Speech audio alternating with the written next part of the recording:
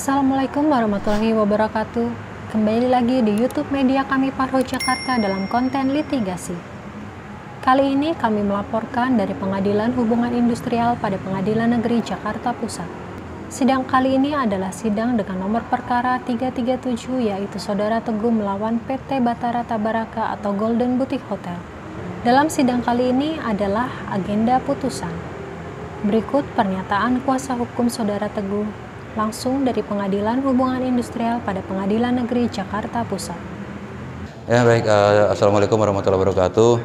Terima kasih, selamat sore. Bahwa hari ini dalam perkara nomor 337 kita antara Saudara Teguh, buruh PT Golden Hotel Boutique melawan PT Batara Tabaraka. Dalam sidang putusan kali ini, ya sebetulnya kalau gugatan kami adalah untuk mempekerjakan kembali Saudara Teguh karena dalam sistem pelaksanaan pekerjaan di Saudara Teguh di Golden Hotel kami anggap melanggar Undang-Undang Tenaga Kerja.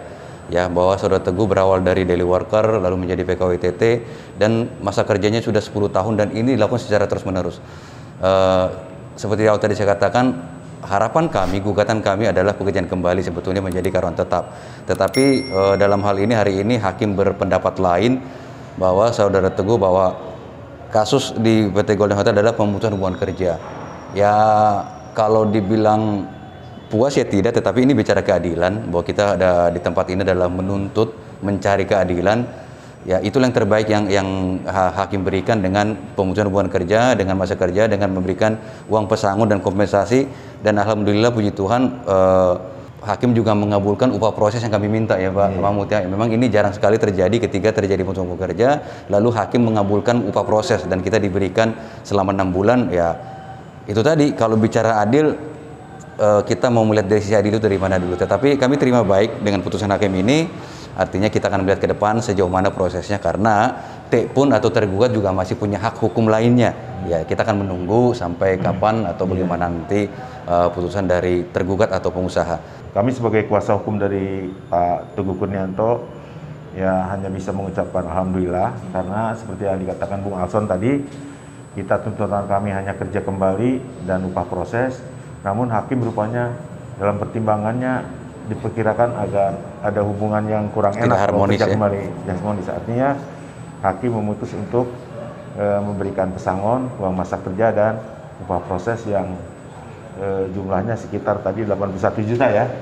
Alhamdulillah ya. Adapun hakim yang membaca kelihatannya yang merancang itu dari Dr. Goti Situmorang ya.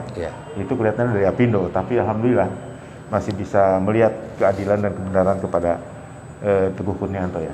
Itu saja, kami bersyukur ya, mudah-mudahan dalam prosesnya nanti bisa ada perundingan lagi sehingga bisa melaksanakan secara sukarela.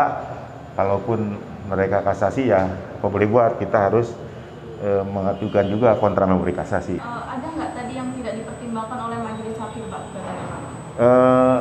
Yang pertimbangannya justru beda ya, dipertimbangkan justru lebih baik pertimbangannya.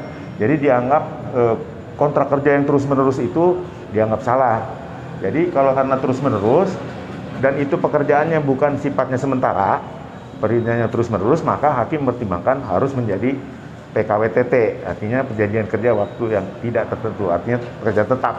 Ya, yang menentukan adalah sebetulnya ketika hakim memutuskan bahwa dia karyawan tetap dulu. Karyawan tetap dulu. Itu yang kita anggap menguntungkan, karena dari sistem kontraknya dia seolah-olah kalau kita ngelihat dari putusan ini, hakim menetapkan dia menjadi karyawan tetap dulu. Ini yang kita anggap cukup baik dari hakim, sehingga pun pada akhirnya putusannya PHK, uang pesangonnya berjalan seperti Undang-Undang Tenaga Kerja itu. Yang kita apresiasi dari hakim.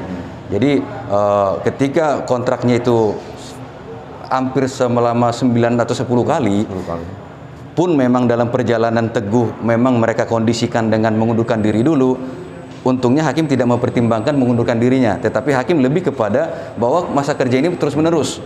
Nah, memang kami buktikan dengan saldo BPJS dia yang tidak ada putus di sana, sehingga berkelanjutan. Disinilah keuntungannya ketika hakim menetapkan bahwa Teguh adalah PKWTT. Tetapi atas dasar pertimbangan harmonisasi, ketika nanti Teguh bekerja, dikhawatirkan ada disharmonisasi antara pengusaha dengan Teguh, maka diputuskanlah PHK sehingga Teguh mendapat haknya. Itu sih sebetulnya yang lebih